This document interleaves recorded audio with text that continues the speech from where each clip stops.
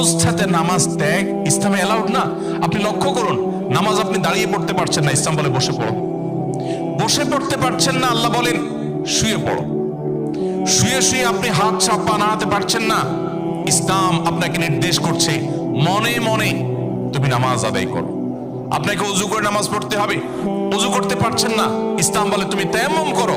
আপনি তায়াম্মুম করতে যদি অপারগ হন, তায়াম্মুমের ব্যবস্থা নাই, ওযুর ব্যবস্থা নাই, তাহলে যে অবস্থা আছেন সে অবস্থা আপনাকে নামাজ আদায় করতে হবে। নামাজের জন্য সতর ঢাকা ফরজ, কিন্তু এমন কোনো পরিস্থিতি আছেন, আল্লাহ মাফ করুক, আপনার সতর ঢাকার ব্যবস্থা নেই, তাহলে ওই অবস্থায় আপনাকে নামাজ আদায় করতে হবে। আপনি যদি এমন কোন পরিবেশে থাকেন যেখানে আপনার পবিত্র কাপড় থাকা নামাজের জন্য পূর্ব শর্ত, অথচ আপনার কাছে পবিত্র কোনো কাপড় নাই, তো ইসলাম ওই অবস্থা আপনাকে নামাজ পড়তে বলে। কেবলার দিকে ফিরে নামাজ পড়া ফরজ, কিন্তু কেবলা কোন দিকে আপনি জানেন না,